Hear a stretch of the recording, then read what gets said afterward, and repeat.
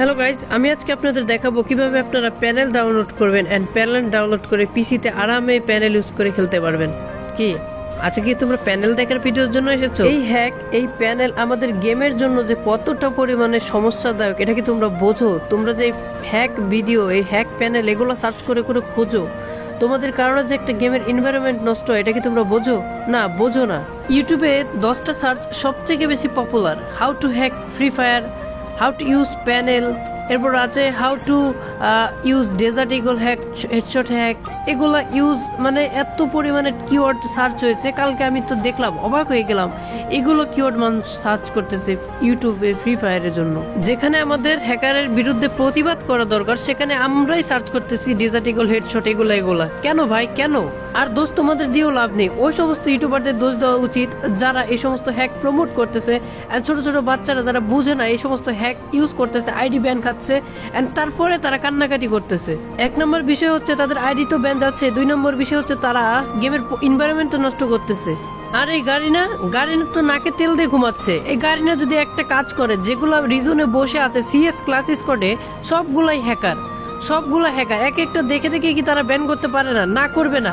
আর এই মডারেটর কি করছে? মডারেটর নাকে তেল দিয়ে ঘুমাচ্ছে। আজ যদি আমাদের কমিউনিটিতে সাদিকুল ভাইয়ের মতো একজন থাকতো কেউ, তাহলে অবশ্যই গ্যারিনার 12টা বাজিয়ে থাকতো।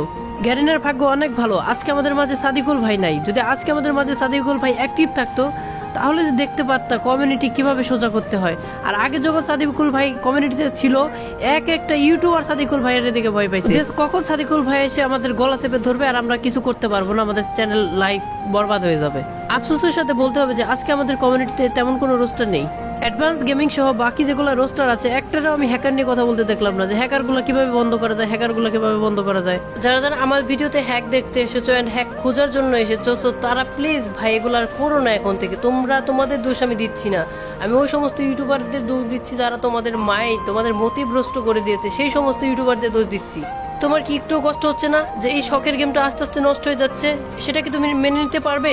এটা অস্বীকার করার কোনো বিষয় না যে পিসি প্লেয়ারদের মাধ্যমে কিন্তু আমাদের গেমটা বেশি ভাইরাল হয়েছে। পিসি প্লেয়ারের যদি কন্টেন্ট বানানো বাদ দিয়ে দেয় তো গেম তো এটা লাটে উঠে যাবে। তো গ্যারেনার এদিকে ফোকাস দেওয়া উচিত যে কিভাবে হ্যাকার গুলাকে ব্যান করবে। সারা সিজন হ্যাক নিয়ে খেলে আইডি ব্যান হচ্ছে না, আর একটা মাত্র এমুলেটর চেঞ্জ করার জন্য একজনের আইডি ব্যান হয়ে যাচ্ছে। ফেয়ার প্লেয়ারদের তোমরা ব্যান করছো আর হ্যাকারদের রাখছো। হ্যাঁ ঠিক আছে, একসময় হ্যাকাররাই গেম খেলবে, তোমরা চেয়ে চেয়ে দেখবে সবাই।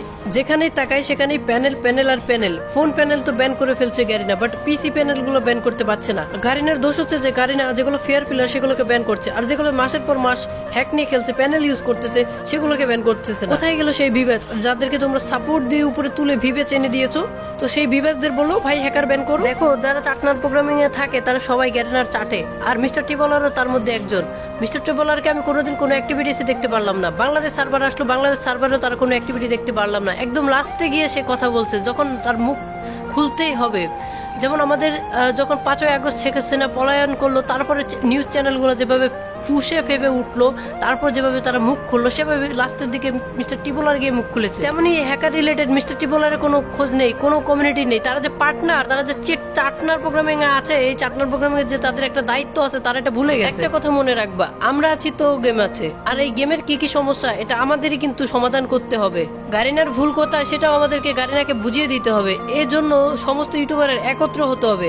আমি জানি আমি ফ্রি ফায়ার ইউটিউব কমিউনিটিতে অনেক পরে এসেছি, তেমন অডিয়েন্স আমার নেই, বাট যেটুকু অডিয়েন্স আমার ভিডিও দেখবে, ভিডিও ধরো 5000 10,000 জন যদি দেখে, যদি 200-300 জন ইনফ্লুয়েন্স হয়ে ওই ইউটিউবারদের ভিডিওর নিচে গিয়ে কমেন্ট করে, তাও একটু কিন্তু ইম্প্যাক্ট রাখতে পারবে। দেখো আমার কিন্তু কোনো ইউটিউবার আর স্বপ্ন ছিল না বা ইউটিউবার হওয়ার শখও ছিল না। জাস্ট গেমের যেগুলো ভুল সেগুলো শোধরানোর জন্য জাস্ট আমি জানি আমার ভয়েসটা আমার অডিয়েন্সের কাছে পৌঁছাতে পারি, এর জন্য আমি ইউটিউব চ্যানেল খুলেছি। এরপরের প্রতি লাইভে আমি নেক্সট মিশনে যাব, ঠিক আছে? কেমন মিশন? আমরা দেখে দেখে আমার যতটুকু অডিয়েন্স আছে লাইভে যাই, ভালোই অডিয়েন্স হয়, তো আমার যতটুকু অডিয়েন্স আছে সেই অডিয়েন্স নিয়ে আমি সেই হ্যাকারগুলোর নাম্বারে উড়াদোড়া ফোন দেওয়ামু, উড়াদোড়া কল দেওয়ামু।